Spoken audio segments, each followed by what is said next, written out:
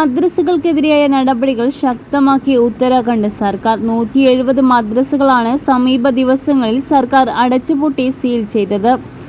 സംസ്ഥാന വിദ്യാഭ്യാസ ബോർഡിന്റെയോ ഉത്തരാഖണ്ഡ് മദ്രസ ബോർഡിന്റെയോ അംഗീകാരമില്ലാതെ പ്രവർത്തിച്ച മദ്രസകളാണ് അടച്ചുപൂട്ടിയത് എന്നാണ് സർക്കാർ വൃത്തങ്ങളുടെ വിശദീകരണം.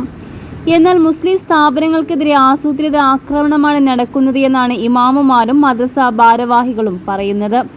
ഹൽദ്വാനി ജില്ലയിലെ മുസ്ലിം ഭൂരിപക്ഷ മേഖലയായ ബാൻപുൽപുരയിലെ ജില്ലാ ഭരണകൂടത്തിന്റെയും മുനിസിപ്പൽ കോർപ്പറേഷന്റെയും നേതൃത്വത്തിൽ ഞായറാഴ്ച പ്രത്യേക പരിശോധന നടത്തിയിരുന്നു.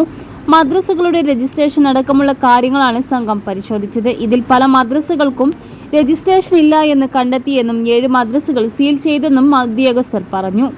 മദ്രസകളെക്കുറിച്ച് അന്വേഷിക്കുന്നതിന് സംസ്ഥാന സർക്കാർ പ്രത്യേക സർവേ സംഘത്തെ തന്നെ നിയോഗിച്ചിരുന്നു. ഇവരുടെ റിപ്പോർട്ടിന്റെ അടിസ്ഥാനത്തിലാണ് ജില്ലാ ഭരണകൂടം ശക്തമായ നടപടി സ്വീകരിച്ചത് എന്നാണ് മുഖ്യമന്ത്രി പുഷ്കർ സിംഗ് ധാമിയുടെ ഓഫീസിൽ നിന്ന് പുറത്തിറക്കിയ വാർത്താക്കുറിപ്പിൽ പറയുന്നത്. ഡെറാഡൂൺ, ഹരിദ്വാർ, ഉദ്ധം സിംഗ് നഗർ, ബൻപുൽപുര തുടങ്ങിയ മേഖലകളിൽ നിരവധി മദ്രസകൾ അടച്ച് പൂട്ടിയിട്ടുണ്ട്. മറ്റു മദ്രസകൾക്കെതിരെ അന്വേഷണം നടന്നുകൊണ്ടിരിക്കുകയാണ്.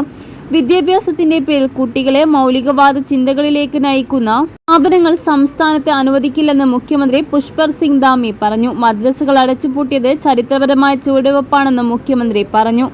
നിലവിൽ 500 മദ്രസകളാണ് സംസ്ഥാനത്ത് പ്രവർത്തിച്ചുകൊണ്ടിരിക്കുന്നത്. ഇതിൽ പലതും അടച്ചുപൂട്ടൽ ഭീഷണിയിലാണ്. ഇപ്പോൾ അടച്ചുപൂട്ടപ്പെട്ട മദ്രസകൾ പലതും പതിറ്റാണ്ടുകളായി സംസ്ഥാനത്ത് പ്രവർത്തിച്ചുകൊണ്ടിരിക്കുന്നതുമാണ്.